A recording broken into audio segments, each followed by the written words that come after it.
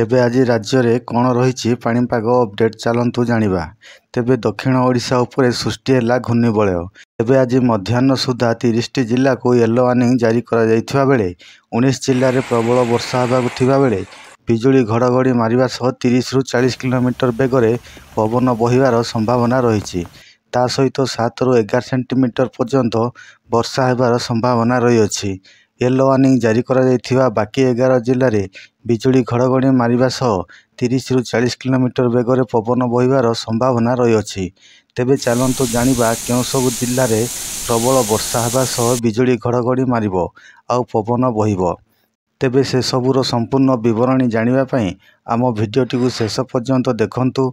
जदि आपण माने आम चैनल टी को सब्सक्राइब करना तेबे आम चैनल टी को सब्सक्राइब कर दियंतु, जहा फल आपण माने आम चैनल रो पाणीपाग संबंधी समस्त तथ्य सबुदिन पाई परिबे। उत्तर बिहार मध्य भागरू झारखंड दे ओडिशा पर्यंत एक ट्रफ जारी रही। वर्तमान समुद्र पतनरू 0.9 एवं 1.5 किलोमीटर भितर रही। एक उपरवायु घूर्णिबलय पश्चिम केन्द्र एवं उत्तर पश्चिम बंगोपसागर उपरे दक्षिण ओडिशा उत्तर उपकूल आंध्र प्रदेश ठारू 3.1 किलोमीटर उच्चरे अवस्थित रही। यही घूर्णिबलय आगक लघुचाप परिणत होब।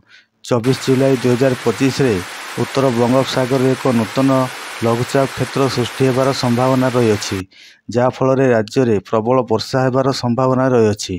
तेबे राज्य में जून 1 ରୁ आज पर्यंत 493.6 मिलीमीटर वर्षा रेकर्ड करा जायछि। तेबे येलो वार्निंग जारी करा जायथिबा 19 जिला जेउठी प्रबल वर्षा होब मालकानगिरी, कोरापुट, नवरंगपुर, नुआपड़ा, कलाहांडी, रायगड़ा, गंजाम, गजपति, कंधमाल, बौद्ध, बरगड़, झारसुगुड़ा, सुंदरगढ़, संबलपुर, अनुगुल, ढेंकानाल, केन्दुझर, नयागढ़, मयूरभंज। येलो वार्निंग जारी करा बाकी 11 जिला बलांगीर, सोनपुर, देवगढ़, बालेश्वर, खोर्धा, कटक, भद्रक, जाजपुर, केन्द्रापड़ा, जगतसिंहपुर, पुरी।